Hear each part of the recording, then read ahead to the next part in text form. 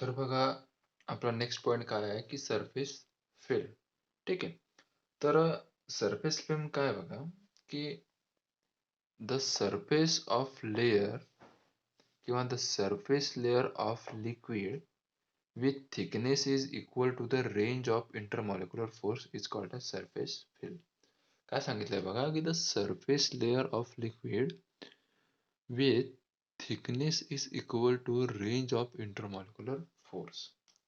म्हणजे बघा, मी इथे एक कंटेनर काढलंय, त्यात आपण लिक्विड फिल केलंय इथपर्यंत. ठीक आहे, इथपर्यंत त्यात आपण लिक्विड फिल केलं या रेंज पर्यंत. तर बघा, जे मॉलिक्यूल इथे असते, जे मॉलिक्यूल इथे असते, तर हे काय आहे बघा,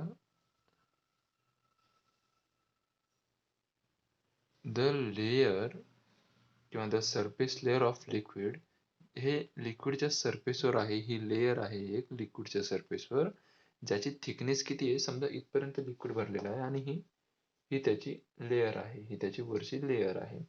ठीक आहे. तरी डीप इनसाइड ही लेयर किती थिक आहे, आतमध्ये ती लेयर किती थिक आहे, जी थिकनेस आहे या लेयरची जी एवढी थिकनेस आहे.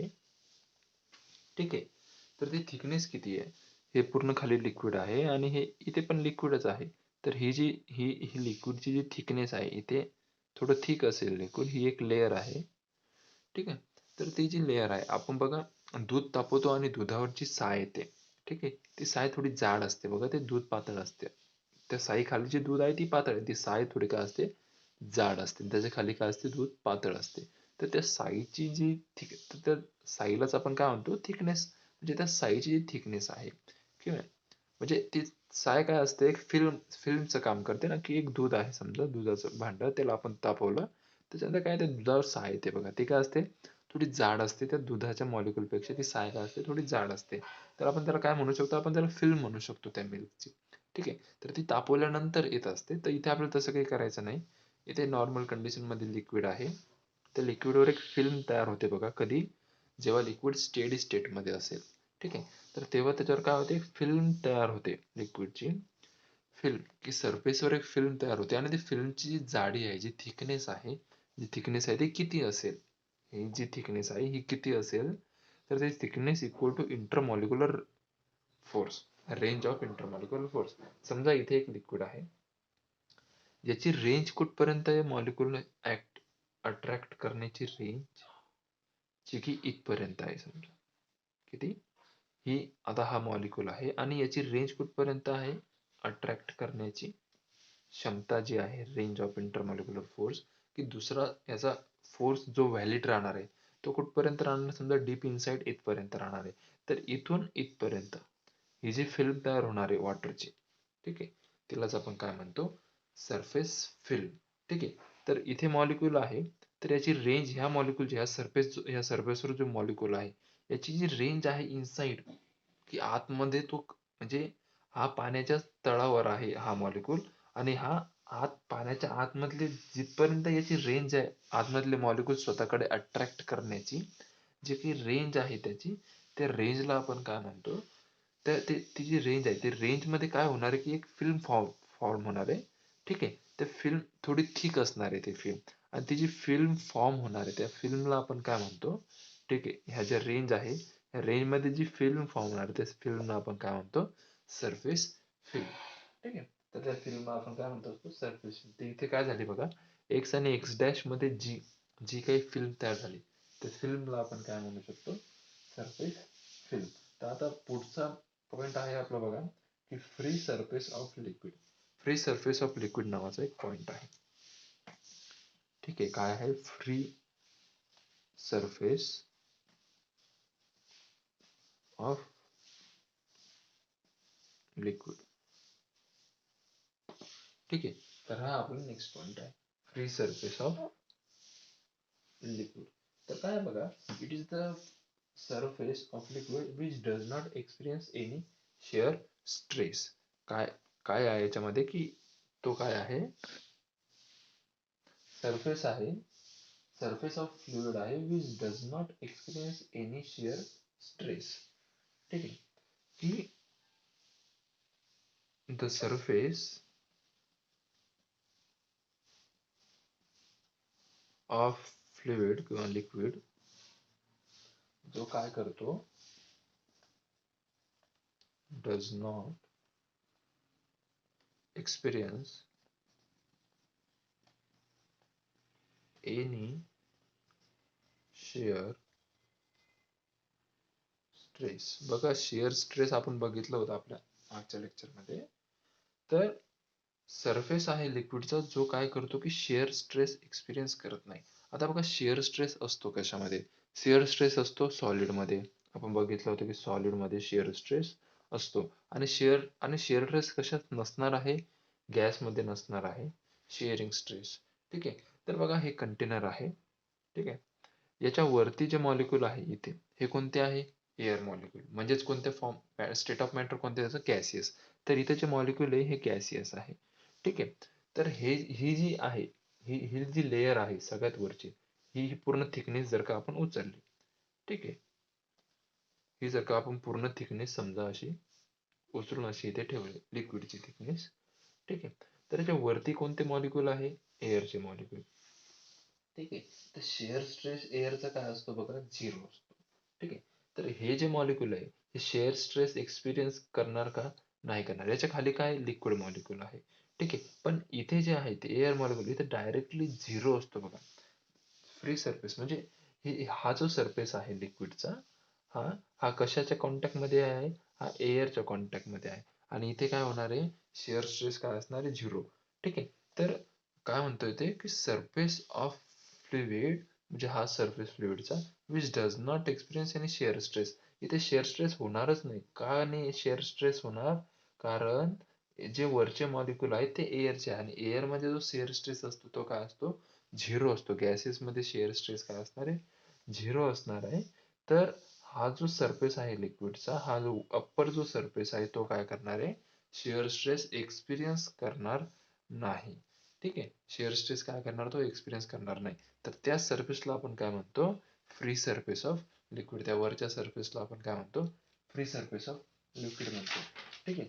तर आता बघा, आपण हे 5 पॉईंट बघितले. आता सगळ्यात शेवटचा पॉईंट आहे ज्याचं नाव आहे surface tension on the basis of molecular theory. तर आपल्याला हे जे आपण छोटे छोटे पॉईंट बघितले आतापर्यंत, जे काही फिनॉमिना बघितले, की जसं आपण बघितलं की range of molecular force, intermolecular force काय असते, रेंज ऑफ मॉलिक्युलर फोर्स काय असते, सरफेस फिल्म काय असते, ठीक आहे, फ्री सरफेस ऑफ लिक्विड काय असते. ठीक आहे. तर हे जे आपण छोटे छोटे पॉईंट आतापर्यंत आपण बघितले, ठीक आहे, स्पिअर ऑफ इन्फ्लुएन्स काय असते. तर हे हे पॉईंट आपल्याला काय सांगत होते, की molecular theory about surface tension सांगत होते. आता आपल्याला ह्या टॉपिक मधला, ह्या पॉईंट मधला एक सगळ्यात महत्त्वाचा पॉईंट बघायचा आहे, ज्याचं नाव आहे surface tension on the basis of molecular theory. Surface आपल्याला कोणता पॉईंट बघायचा आहे, सॉरी, आपल्याला पॉईंट बघायचा आहे surface tension on the basis of molecular theory. ठीक आहे. हा आपल्याला पॉईंट बघायचा आहे आता. तर जो आपला मेन पॉईंट होता, ठीक आहे, तर तो आता आपण बघणार आहोत. तर हे जे छोटे छोटे पॉईंट आहे, जो आता मेन पॉईंट आपण बघणार आहोत, त्याला हा समजून घेण्यासाठी हे छोटे पॉईंट तुम्हाला समजणं महत्त्वाचे होते. तर ठीक. तर आता जो पॉईंट आहे तो एकदम काळजीपूर्वक समजून घ्या. तो पॉईंट जर समजला तर तुम्हाला पूर्णच्या पूर्ण सरफेस टेन्शन काय होईल, समजून जाईल. ठीक आहे. तर आता आपण कोणता पॉईंट बघणार आहे, surface tension on the basis of molecular theory. तर बघा, तर लक्ष द्या. थेरी पार्ट थोडा मोठा आहे, त्याच्यामुळे मी तुम्हाला इथे बुकमधली इमेज टाकून दिलेली आहे, जो की तुम्ही थेरी पार्ट वाचून वाचून घ्या. महत्त्वाचा पार्ट जो आहे तो आपण एक्सप्लेन करूया आता. म्हणजे थेरीमध्ये सांगायचं काय आहे त्यांना, ते मी तुम्हाला एक्सप्लेन करून सांगतो. ठीक आहे. तर पॉईंटचं नाव काय, surface tension on the basis of molecular theory. तर बघा याच्यात थेरी काय सांगितलेली त्यांनी, ॲज शोन इन फिगर. ठीक आहे. ही जी फिगर आहे, ठीक आहे, तर ती काय सांगते की x Y is the free surface of liquid. जो की आपण आता बघितलं, जे छोटे छोटे पॉईंट आपण बघितलेत, त्यामध्ये काय आहे, एक्स आणि वाय, हे जे पॉईंट आहे, हा एक्स वाय आणि हा एक्स डॅश, हा वाय डॅश. तर एक्स वाय काय आहे, फ्री सरफेस ऑफ लिक्विड, आणि एक्स डॅश आणि वाय डॅश काय आहे, is the inner layer parallel to xy at a distance equal to range of molecular force. की हे काय आहे, एक्स डॅश वाय डॅश याला पॅरलल आहे. ठीक आहे, फ्री सरफेस नाही आहे, पण याला काय पॅरलल आहे. आणि ह्या दोघांमधलं जे डिस्टन्स आहे, तर त्या दोघांमधले जे डिस्टन्स आहे ते काय असणार आहे की जो रेंज आहे मॉलिक्युलर फोर्सची, की इथे जो मॉलिक्यूल आहे याची जी रेंज आहे, जी कॅपॅसिटी आहे मॉलिक्यूल अट्रॅक्ट करण्याची, किंवा त्याची जी कॅपॅसिटी आहे फोर्सची, त्या फोर्सच्या कॅपॅसिटी एवढे काय असणार आहे, ही सरफेस फिल्म असणार आहे. ठीक आहे. तर त्याच्यानंतर बघा आता, त्याच्यानंतर काय आहे, hence the section x x dash y dash y near the surface of liquid act as a surface film. हा जो एरिया आहे, हा काय करतो, ऍक्ट ॲज काय करतो, सरफेस फिल्म सारखा ऍक्ट करतो. सरफेस फिल्म नावाचा पॉईंट आपण बघितलाय. ठीक आहे. तर आता बघा पुढे लक्ष द्या. Consider three molecules A, B and C such that molecule A deep inside the liquid, molecule B within the surface film and molecule C on the surface of liquid. जो A molecule आहे तो काय असणार आहे, पूर्ण liquid मध्ये जो काय तो बुडालेला आहे. जो C molecule आहे त्याचा हाफ पोर्शन काय आहे, एअर मध्ये म्हणजे लिक्विडच्या बाहेर, आणि हाफ पोर्शन लिक्विडच्या आतमध्ये. म्हणजे हा मॉलिक्यूल कसा असणार आहे बघा, तुम्ही पाणी बघता, पाण्यावरचे बुडबुडे असतात. ठीक आहे, जो हाफ बुडबुडा असतो पाण्यावर, त्या टाईपचा मॉलिक्यूल आहे हा, की अर्धा मॉलिक्यूल वरती आहे आणि अर्धा मॉलिक्यूल खाली आहे. ठीक आहे. आणि हा जो मॉलिक्यूल आहे त्याचा थोडासा सरफेस काय आहे, पाण्याच्या बाहेर आहे, आणि बाकी पूर्ण तो काय डीप इनसाइड द लिक्विड आहे. ठीक आहे. तर आता आपण प्रत्येक मॉलिक्यूल काय काय फिनॉमिना आहे, प्रत्येक मॉलिक्यूलवर काय कसं कसं थेरी ऍक्ट होते, मॉलिक्युलर थेरी, ते आपण बघणार आहोत. तर सगळ्यात अगोदर आपण बघूया ए मॉलिक्युलचे. ठीक आहे. तर काय म्हणते बघा, as a molecule A deep inside the liquid, the sphere of influence is also completely inside the liquid. As a result, molecule A is acted upon by equal cohesive force in all directions. This the net cohesive force acting on the molecule A is काय, zero. बघा काय म्हणते ते, की हा जो ए molecule आहे हा काय आहे, पूर्ण डीप इनसाइड, पूर्ण वॉटरच्या आतमध्ये पूर्ण बुडालेला आहे. ठीक आहे. ह्या साईडला पूर्ण काय आहे, वॉटर आहे.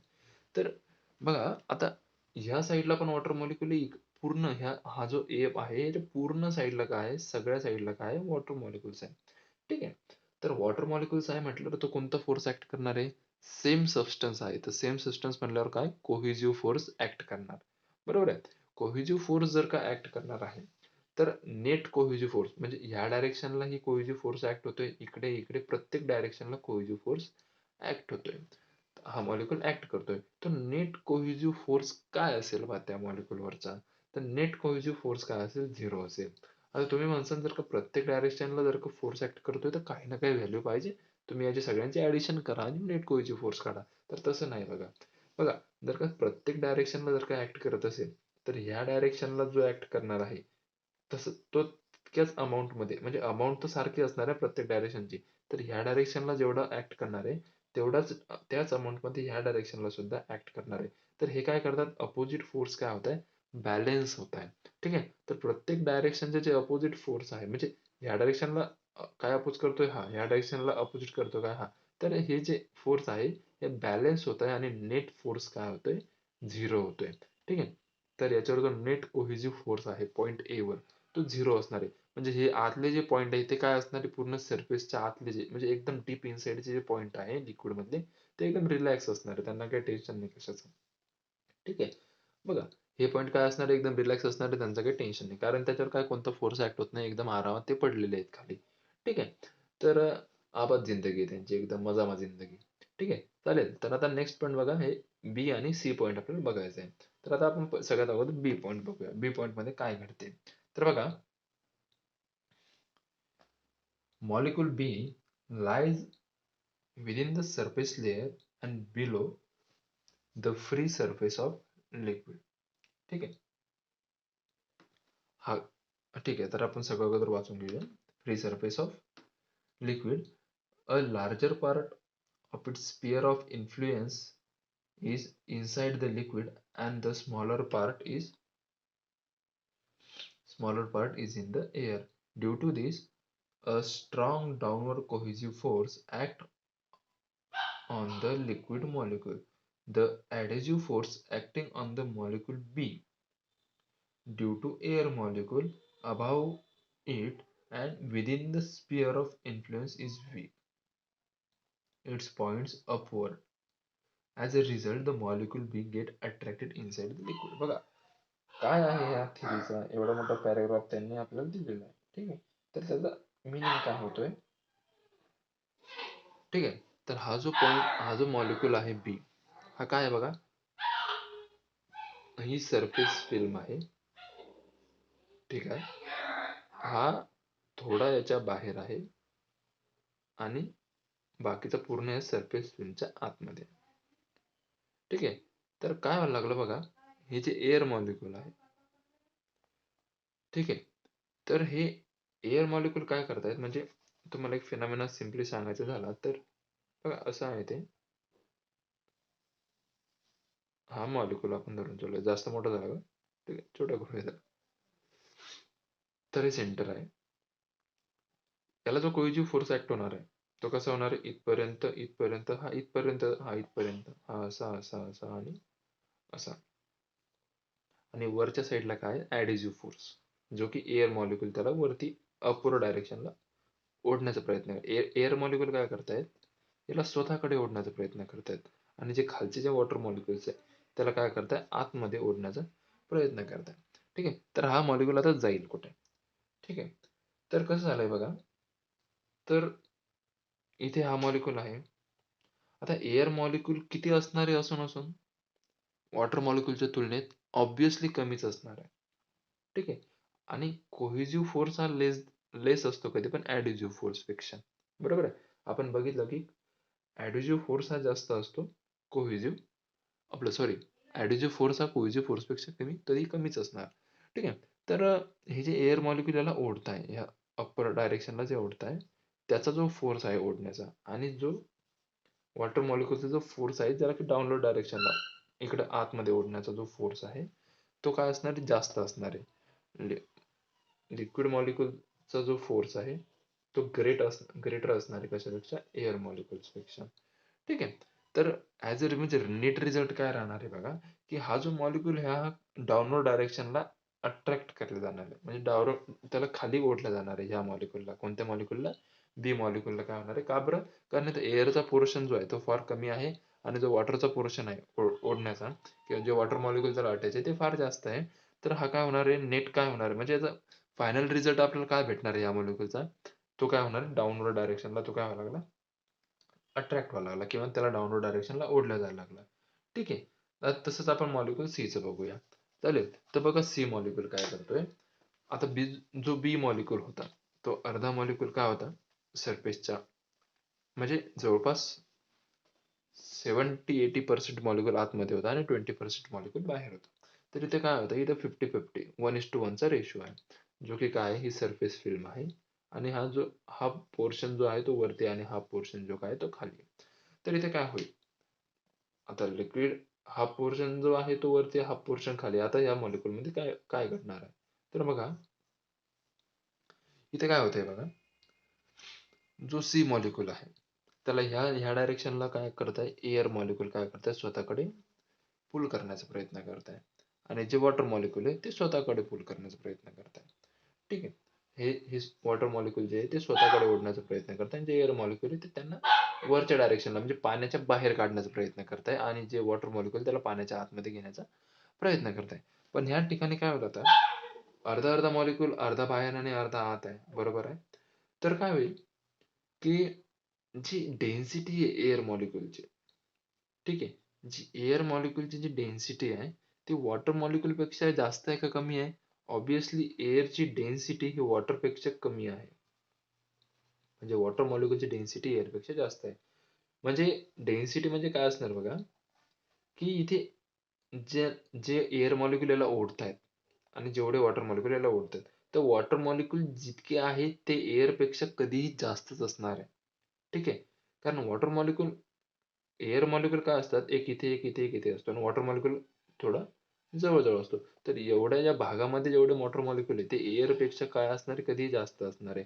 तर मग जो याच्यावर जो कोहेसिव्ह फोर्स लागणार आहे, जो सेम सबस्टन्समुळे जो फोर्स लागणार आहे डाऊनवर्ड डायरेक्शनला, तो जास्त असणार आहे एअरमुळे. त्याच्यामुळे हा पण मॉलिक्यूल काय होतोय, हाही डाऊनवर्ड डायरेक्शनला अट्रॅक्ट केला जातोय, ओढला जातोय टुवर्ड्स डाऊनवर्ड डायरेक्शन. याचा नेट फोर्स काय असणार आहे, डाऊनवर्ड डायरेक्शनला. तर बघा आता आपण 3 कंडिशन बघितलं, की पॉइंट ए जो की डीप इनसाइड राहतो, ठीक आहे, त्याचा जो नेट कोहेसिव्ह फोर्स तो काय आहे, 0 असणार आहे. ते पॉइंट जिंदगी एकदम मजेत जगायला लागले. त्यानंतर पॉइंट बी काय आहे, तो थोडासा पोर्शन त्याचा बाहेर आहे 20%, 80% पाण्याच्या आतमध्ये. जसं की नेट फोर्स काय व्हायला लागला, पूर्ण तो डाऊनवर्ड डायरेक्शनला पुल केला जायला लागला. आणि पॉइंट सी काय आहे बघा, की पॉइंट सी अर्धा जरी बाहेर असला, ठीक आहे, तरी पण तो डाऊनवर्ड डायरेक्शनलाच अट्रॅक्ट करायला जायला लागला. कारण का बरं, की इथं वॉटर मॉलिक्यूलची डेन्सिटी, जे वॉटर मॉलिक्यूल त्याला अट्रॅक्ट करतात ते एअरपेक्षा कधीही जास्तच आहे. त्याच्यामुळे तो नेट काय व्हायला लागला, त्याचा नेट फोर्स काय व्हायला लागला, अट्रॅक्ट कुठं व्हायला लागला, तो इनसाइड द लिक्विड मॉलिक्यूल मध्ये तो अट्रॅक्ट व्हायला लागला. ठीक आहे. तर आता बघा शेवटचा पॉईंट, शेवटचा जो पॅराग्राफ जो आहे तो सगळ्यात महत्वाचा, की जे प्रत्येक मॉलिक्युल्स आहे, all molecules in the surface film are acted upon by an unbalanced net cohesive force. ठीक आहे. Into the liquid. म्हणजे काय म्हणता येते, की जेवढे पण मॉलिक्युल्स आहे या सरफेस फिल्म मध्ये, जेवढे पण मॉलिक्युल्स आहे या सरफेस फिल्म मध्ये, ते काय व्हायला लागले, की अनबॅलेन्स नेट कोहेसिव्ह फोर्समुळे ते काय व्हायला लागले, की लिक्विड मध्ये काय व्हायला लागले, अट्रॅक्ट व्हायला लागले. लिक्विड लिक्विड त्यांना काय करतोय, आतमध्ये ओढतोय. पण therefore the molecules in the surface film, the molecules in the surface films are pulled inside the liquid. बरोबर आहे. त्याच्यामुळे काय होत आहे, हे जे सगळे जे मॉलिक्युल्स आहे, लिक्विड मॉलिक्युल काय करायला लागले, त्याला आतमध्ये ओढायला लागले. ठीक आहे, असं त्यांचं म्हणणं आहे. As a result, the surface film remains under the, sorry, the minimum, the minimize the total number of molecule. काय होते याच्यामुळे, आपण परत एकदा वाचूया. Therefore, the molecules inside in the surface film are pulled inside the liquid. This this minimize the total number of molecules in the surface film. काय करता येते, की सरफेस फिल्म मधले जे मॉलिक्युल्स आहेत, हे काय करताय आता बघा, जर का हा मॉलिक्यूल जर का आतमध्ये ओढला जातोय, तर हा काय जाणार आहे, आतमध्ये चालला जाणार. ठीक आहे. तर असेच बरेच मॉलिक्यूल आतमध्ये चालले जाणार, पाण्याच्या आतमध्ये चालले जाणार. ठीक आहे. तर इथे काय करते, की ही सरफेस जी फिल्म आहे, यातले जे मॉलिक्यूल काय होत आहे, हे कमी होत आहे. बरोबर आहे. आता हे मॉलिक्यूल कमी होत आहेत. ठीक आहे. आता जे मॉलिक्यूल याच्यामध्ये राहत आहेत, जे मॉलिक्यूल या सरफेस फिल्म मध्ये राहत आहेत, त्यांना काय होतंय बघा, की जे मॉलिक्यूल एअरनं पण बाहेर ओढलं जातंय आणि वॉटरनं आतमध्ये ओढलं जातंय, त्या मॉलिक्यूलचं काय व्हायला लागलं बघा, ते स्ट्रेच व्हायला लागले. स्ट्रेच व्हायला लागले म्हणजे कसं, यांना बाहेर पण ओढलं जातंय आणि आतमध्ये पण ओढलं जातंय. बरोबर आहे. तर हे मॉलिक्यूल ना आत चालले ना बाहेर चालले. ठीक आहे. हे काय व्हायला लागलं, ते सरफेस फिल्म मध्ये ते एकदम स्ट्रेच व्हायला लागले. ठीक आहे. त्यांना टेन्शन तिथं काय व्हायला लागलं त्यांच्या, कारण या साईडनं त्यांना बाहेर ओढायला लागलं, या साईडनं त्यांना आतमध्ये ओढतंय. तर हे काय व्हायला लागले, स्ट्रेच व्हायला लागले. पूर्ण सरफेस फिल्म मध्ये हे काय व्हायला लागले, स्ट्रेच व्हायला लागले. त्याच्यामुळे त्यांना काय होतं, की त्याच्यावर टेन्शन ऍक्ट व्हायला लागलं त्या मॉलिक्यूलवर. आणि ते जे टेन्शन ऍक्ट व्हायला लागलं, हे जे सरफेस फिल्म मध्ये जे मॉलिक्यूलवर जे काही टेन्शन ऍक्ट व्हायला लागलं, त्याच टेन्शनला आपण काय म्हणतो, surface tension. This tension is known as surface tension.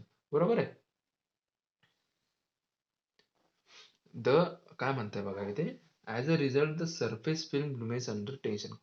कशामुळे, की अर्धे म्हणजे काही मॉलिक्यूल काय होते, ते लिक्विडच्या आतमध्ये ते ओढले जात आहेत. म्हणजे इथं काय व्हायला लागले, कमी मॉलिक्यूल राहणार आहे. तर त्याच्यामुळे काय होणार आहे, the surface film remain under tension. ही जी सरफेस फिल्म आहे, याच्यामधले जे मॉलिक्यूल्स आहे ते टेन्शन मध्ये जाणार आहे.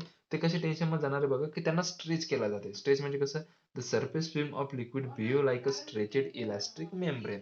ही जी फिल्म आहे, ही फिल्म काय होते, तर ही जी सरफेस आहे, ही जी फिल्म आहे, ही काय व्हायला लागली, ही स्ट्रेच व्हायला लागली. बरोबर आहे. का बरं? कारण जेवढे पण याच्यात मॉलिक्यूल राहायला लागले, त्यांना काय करतायत, त्यांना पण आतमध्ये ओढलं जातंय. पण लिक्विड जे एअर मॉलिक्यूल आहे, ते पण त्यांना बाहेर ओढतायत. तर त्याच्यामुळे काय होतंय, ॲज अ रिझल्ट जी की सरफेस फिल्म आहे, ती कशी झाली, पूर्ण इलास्टिक मेम्ब्रेन सारखी झाली, जिला की पूर्ण स्ट्रेच झाली ती. लिक्विड मॉलिक्यूल आणि एअर मॉलिक्यूल मध्ये ते काय ताणल्या जातायत ते मॉलिक्यूल्स, आणि ती पूर्ण जी फिल्म आहे ती काय झाली, स्ट्रेच झाली. मग धिस टेन्शन, त्या मॉलिक्युलर काय, जर का तुम्ही दोन साइडनं जर का एखाद्या मॉलिक्युलर जर का फोर्स ऍक्ट करताय दोन्ही बाजूने, तर ते मॉलिक्यूल काय होणार, टेन्शन ऍक्ट होणार त्या मॉलिक्यूलवर, बरोबर, त्याच्यावर ताण येणार त्या मॉलिक्यूलवर. तर this tension is known as surface tension. तर ह्याच टेन्शनला आपण काय म्हणतो, सॉरी, ह्याच टेन्शनला आपण काय म्हणतो, सरफेस टेन्शन म्हणतो.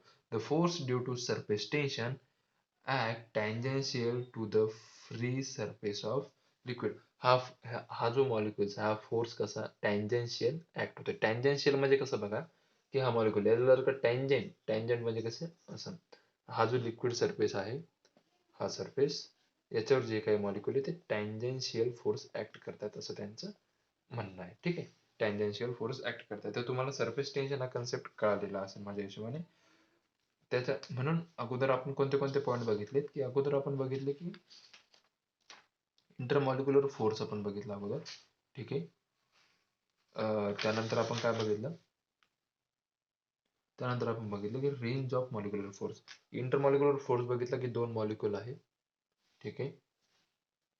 त्या आणि ते मॉलिक्यूल एकमेकांमध्ये जो फोर्स ऍक्ट करतात, ठीक आहे, त्याला आपण काय म्हणतो, इंटरमॉलिक्युलर फोर्स म्हणतो.